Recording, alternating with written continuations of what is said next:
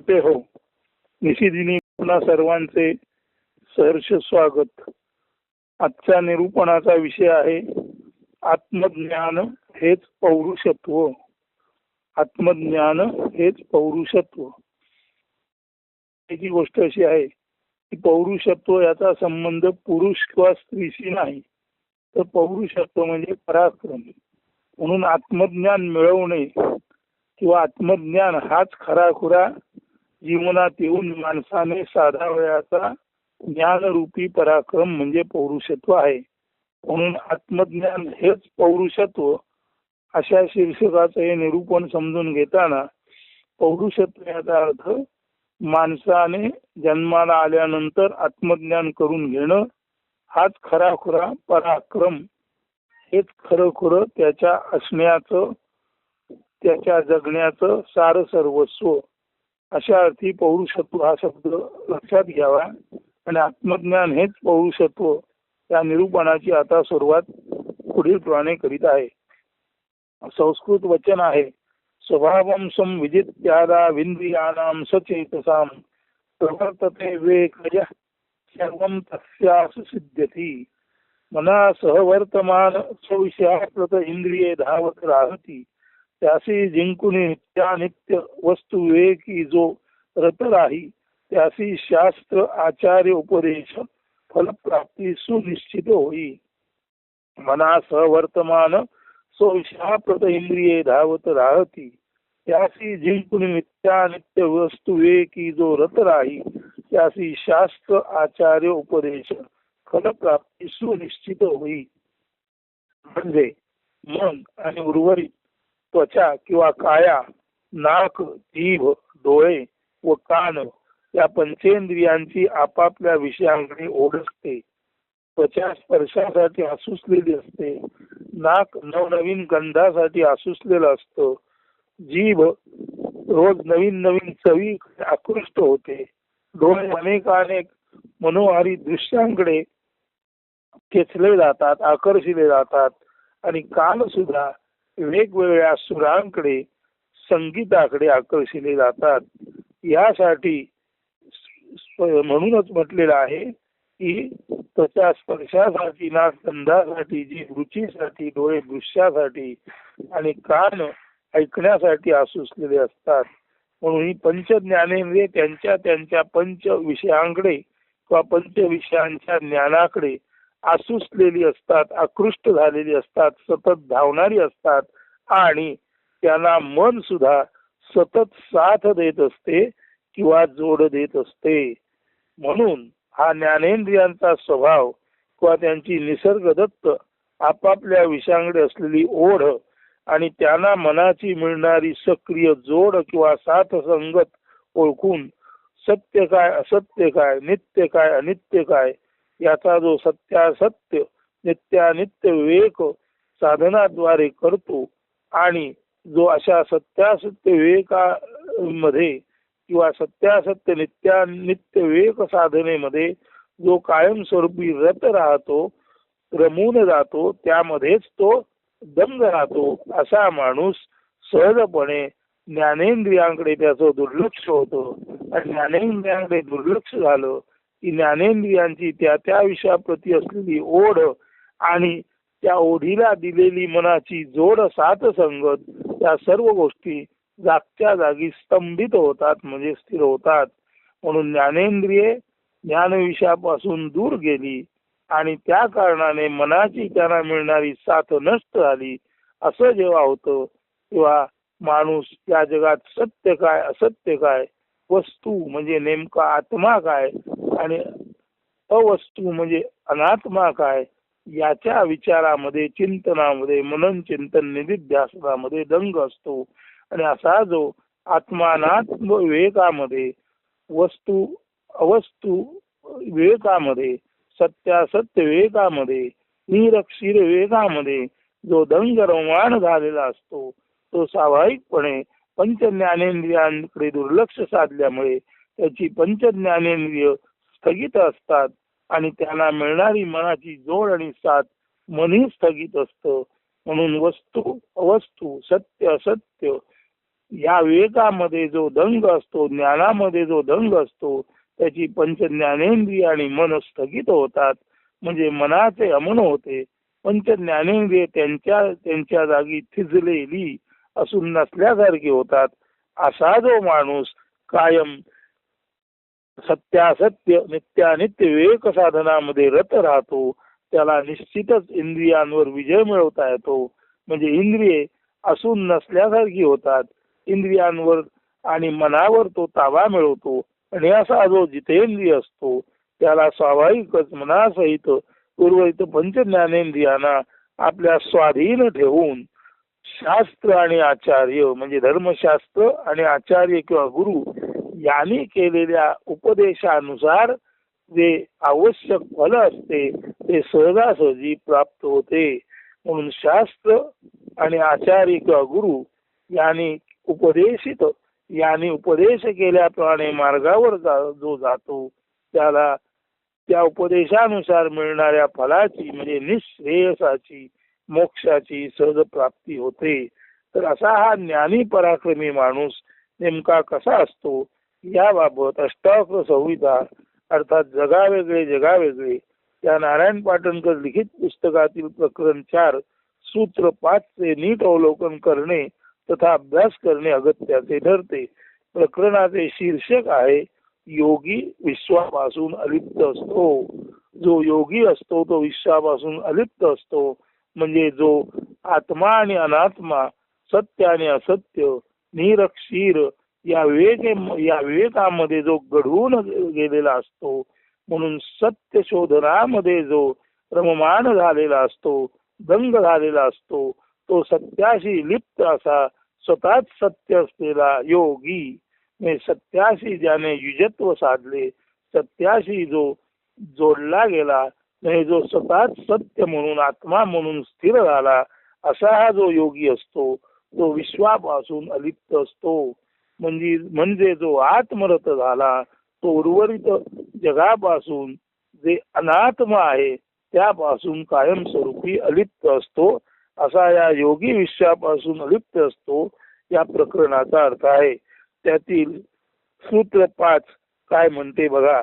आ ब्रह्मस्तंभ पर्यंते भूतग्रामे चतुर्विधे विज्ञसैव ही सामर्थ्या मिच्छा निच्छा विवर्जने. म्हणजे आ ब्रह्म पिपीलिका प्राणीमात्री चतुर्विध इच्छा निच्छा सुसामर्थ्ये नियंत्रित ज्ञानी तो करी. आता आ म्हणजे पासून, ब्रह्म याचा अर्थ आपल्याला माहित आहे, संपूर्ण पसरलेलं ते. आणि स्तंभ याचा सर्वसाधारण अर्थ खांब आहे.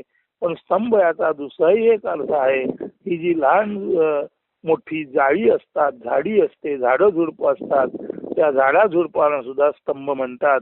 म्हणजे अत्यंत क्षुद्र झाडं झुडपं ते पासून पूर्ण पसरलेलं ब्रह्म म्हणजे ब्रह्मापासून एक कश्चित गवताच्या पातीपर्यंत असा आ ब्रह्मस्तंभ पर्यंतचा अर्थ आहे. म्हणजे विराट ब्रह्मापासून गवताच्या काडीपर्यंत. आता गवताची काडी अशा अर्थी क्षुद्रता दर्शक मराठी रूपांतर करताना असं केलेलं आहे ते बघा. आधी संस्कृत आहे का. आ ब्रह्मस्तंभ पर्यंते भूतग्रामे चतुर्विधे विज्ञसैव ही सामर्थ्या मिच्छा निच्छा विवर्जने. आ ब्रह्म पिपीलिका प्राणीमात्री चतुर्विध इच्छा निच्छा सुसामर्थ्ये नियंत्रित ज्ञानी तो करी. आ ब्रह्मस्तंभ म्हणजे ब्रह्मापासून गवताच्या काडीपर्यंत. पण गवताची काडी ही अतिशय क्षुद्र असते म्हणून इथे मराठी अनुवाद करताना आ ब्रह्म पिपीलिका असा केलेला आहे. ब्रह्मापासून मुंगीपर्यंत म्हणजे ब्रह्मापासून अत्यंत क्षुद्र कीटकापर्यंत किंवा अत्यंत क्षुद्र गवताच्या काडीपर्यंत. म्हणून आ ब्रह्म पिपीलिका प्राणीमात्री चतुर्विध इच्छा निच्छा स्वसामर्थ्ये नियंत्रित ज्ञानी तो करी. ब्रह्मापासून मुंगीपर्यंत चतुर्विध प्राणी मात्रांमध्ये इच्छा किंवा अनिच्छा स्वसामर्थ्याने जो नियंत्रित करतो असा ज्ञानी, असा योगी अखिल विश्वापासून अलिप्त असतो. आता विस्तार परत ऐका. आता हे चतुर्विध श्रेणी कोणत्या किंवा चतुर्विध प्राणी कोणते बघा. ब्रह्मापासून सुर असुर मानव प्राणी या चतुर्विध श्रेणी किंवा वर्ग उत्पन्न होतात. आता लक्षात घ्या, त्यावेळच्या ऋषी मुनींना हे स्पष्ट ज्ञान होते की सुर आणि असुर हे भाव आहेत. सुर भाव हा नेहमी दैवी असतो, अति उत्क्रांत असतो आणि विराट असतो. म्हणून दैवी उत्क्रांत भाव ज्याच्यामध्ये आहे तो सुर, आणि जो स्वतःला केवळ देह समजतो आणि देहबुद्धीत राहतो तो असुर. म्हणून या चतुर्विध श्रेणीतील सुर आणि असुर हे या दोन श्रेणी भावात्मक आहेत. म्हणजे जो मानव विराट ब्रह्मचेतना किंवा सर्वत्र पसरलेल्या आत्मतत्वाशी रत झालेला, रममाण झालेला असतो त्याला सुर म्हणतात. आणि जो मानव स्वतःला केवळ देह आणि देहबुद्धीमध्ये गुरफटून घेऊन पिंड पोषणासाठीच जन्म आहे असं समजतो तो मानव निरर्थक अशा अर्थी असुर समजतात. म्हणून ब्रह्मापासून म्हणजे सर्वत्र पसरलेल्या या ब्रह्मचैतन्यापासून सुर असुर या दोन भावनिक श्रेणी आहेत. आणि पुढची श्रेणी मानव आणि प्राणी. त्यातील मानव त्याला सत्यता आहे आणि उर्वरित प्राणी मात्राला सत्यता आहे. म्हणून ब्रह्मापासून सुर असुर मानव प्राणी या चतुर्विध श्रेणी किंवा वर्ग उत्पन्न होतात. मात्र यापैकी केवळ ज्ञानी माणसाजवळच इच्छा किंवा अनिच्छा नियंत्रित करण्याचे सामर्थ्य आहे. ब्रह्मापासून मुंगीपर्यंत, हा मुंगीपर्यंत हा ब्रह्मस्तंभ, स्तंभ म्हणजे गवताची काडी. त्या गवताची काडी ही क्षुद्र आहे अशा अर्थी ब्रह्मापासून पिपीलिका म्हणजे मुंगीपर्यंत चतुर्विध जीव श्रेणीत फक्त मानव हाच असा आहे की तो आपल्या ज्ञानामुळे सर्व काही आत्मसत्ताच आहे जाणून भेदाभेद रहित अद्वैती ज्ञानी असू शकतो. म्हणजे माणसाजवळच ही अशी क्षमता आहे की जर ती क्षमता जाणून आत्मज्ञान प्राप्त करून मानव होऊ शकला तर निर्मिती स्थिती लय यांच्या अहंकारात गुरफटून गेलेल्या ब्रह्मा विष्णू महेश या शक्तित्रयापेक्षाही, या देवतांपेक्षाही तो स्वतः सामर्थ्यवान आहे. म्हणजे ब्रह्मा विष्णू महेश हे शक्तित्रय आपापल्या निर्मिती स्थिती आणि लय या कर्तृत्वामध्ये आणि या कर्तृत्वाच्या अहंकारामध्ये इतके लिप्त झालेले आहेत की त्यांचाही पराभव ज्ञानी माणूस आपल्या निर्विकल्पतेने म्हणजे संकल्प विकल्प रहित अविकारी भावात राहण्यामुळे त्यांचाही पराभव मानव सहज करू शकतो. ज्ञानी माणूसच महापराक्रमी असतो. आत्मज्ञान हेच खरेखुरे पौरुषत्व आहे. आता यातील सुर असुर मानव प्राणी या चतुर्विध श्रेणी सांगितल्या. त्यातील मानव आणि प्राणी यांना प्रत्यक्ष अस्तित्व आहे. सुर आणि असुर हे दुसरं तिसरं काही नसून ज्याला विराट ब्रह्मज्ञान आत्मज्ञान याची ओढ आहे असा माणसाला सुर म्हणजे देव म्हणतात. आणि जो केवळ पिंड पोषणात देह आणि देहबुद्धीमध्येच जो रममाण झालेला आहे अशा माणसाला असुर म्हणतात. सुर आणि असुर हे फक्त दिव्यत्व जाणणारा माणूस आणि देह आणि देहबुद्धीत अडकलेला क्षुद्र माणूस या माणसाच्या दोन फरकांना सुर आणि असुर म्हटलेलं आहे. आणि मानव आणि प्राणी मात्र प्रत्यक्षात अस्तित्वात आहेत. म्हणून सुर असुर मानव प्राणी या चतुर्विध श्रेणी असल्या तरी सुद्धा खऱ्या अर्थाने जन्म घेणारे जे प्राणी आहेत त्या चतुर्विध श्रेणी अर्थातच चार तऱ्हेच्या योनी ज्या आहेत त्याशा आहेत. गर्भाशयापासून जन्मलेले म्हणजे जरायुज म्हणजे वारीपासून ज्यांचा जन्म होतो त्यांना जरायुज म्हणतात. आता गाईचं वासरू असो किंवा मानव असो हे गर्भाशयापासून जन्मलेले म्हणून हे जरायुज आहेत. अंड्यापासून जन्मलेले पक्षी प्रथम अंड घालतो आणि अंड फोडून पक्षाचं पिलू बाहेर येतो म्हणून गर्भाशयापासून जन्मलेले जरायुज, अंड्यापासून जन्मलेले अंडज म्हणजे पक्षी, घामापासून जन्मलेले स्वेदज म्हणजे उवालिका यासारखे क्षुद्र कीटक, आणि झाडापासून म्हटलेलं आहे पण झाडापासून म्हणण्याऐवजी जमिनीतून अंकुरलेले जे असते ते उद्भिज म्हणजे सर्व झाड सर्व वृक्षवल्ली या उद्भिज वर आलेले आहेत जमिनीतून. म्हणून जमिनीतून अंकुरलेले त्याला उद्भिज म्हणतात. म्हणून जरायुज, अंडज, स्वेदज आणि उद्भिज या खऱ्या खुऱ्या जीवाच्या 4 श्रेणी आहेत आणि या चतुर्विध श्रेणी ह्या महत्वाच्या आहेत. आणि वर जे सुर असुर मानव प्राणी म्हटलेलं आहे ते दुसरं तिसरं काही नसून सुर असुर हे मानवांचं वर्गीकरण आहे. आणि प्राणी याचा अर्थ कीड मुंगी पासून मानवाधीच उरलेले सर्व प्राणी.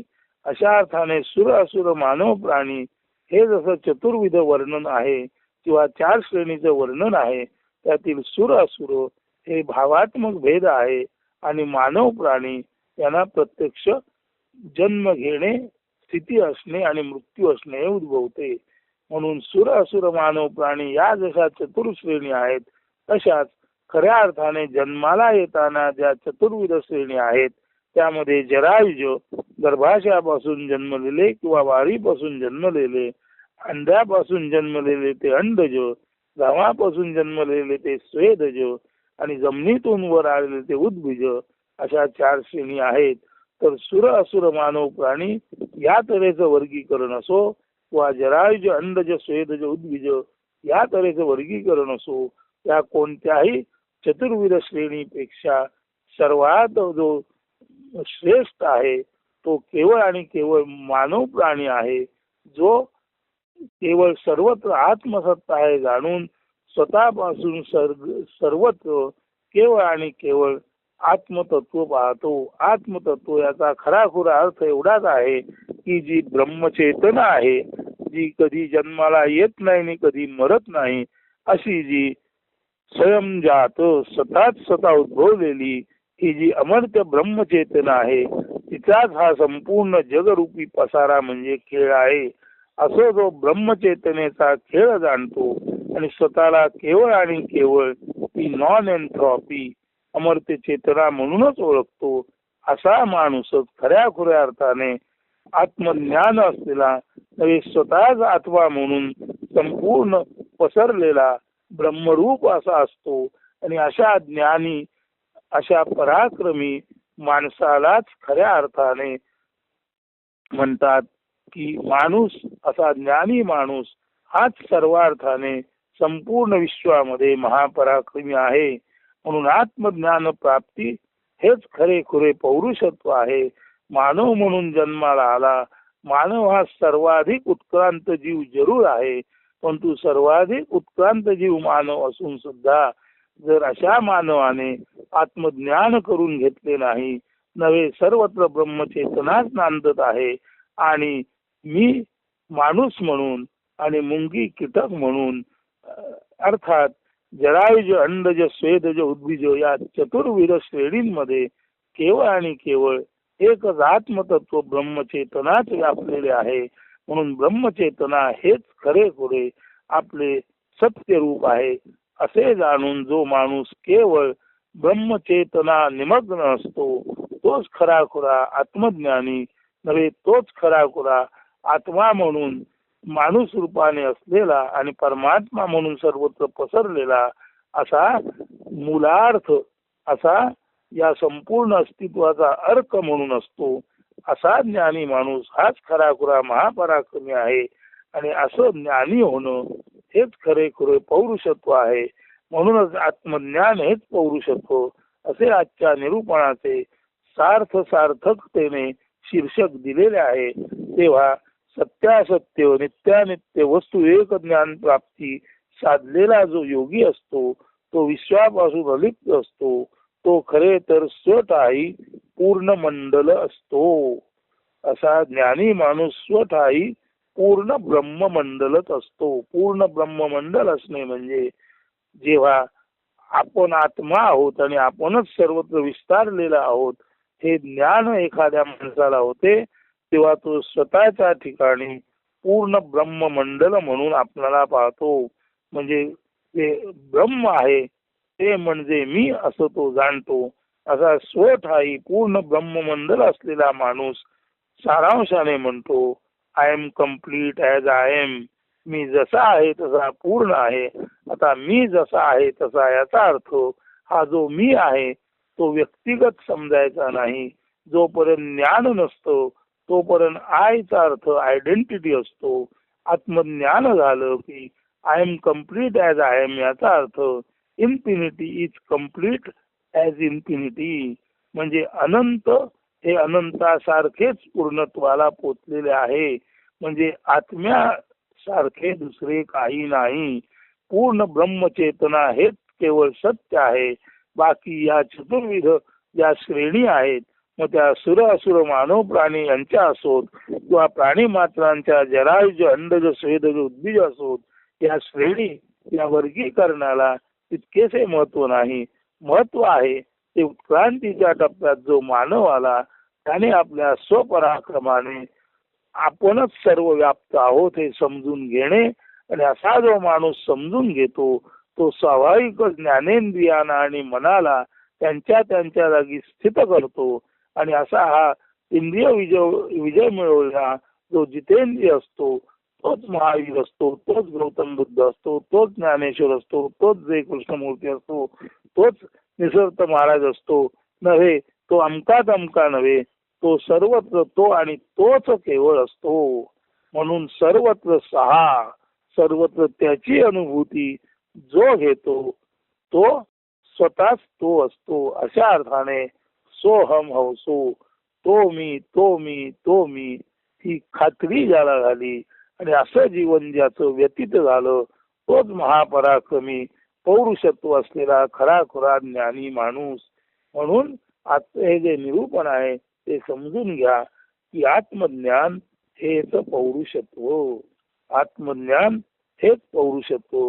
हे आपण नीट सर्वांनी आपल्या ध्यान चिंतन मनन निधिध्यासनामध्ये ठेवावं आणि असं पौरुषत्व प्राप्त करून घेऊन या जन्म मृत्यू चक्राच्या पार पलीकडे जाऊन भूमा ब्रह्म म्हणून आपण सर्वांनी विलसित असावे. अस्तु. धन्यवाद. सुदिन सुप्रभात.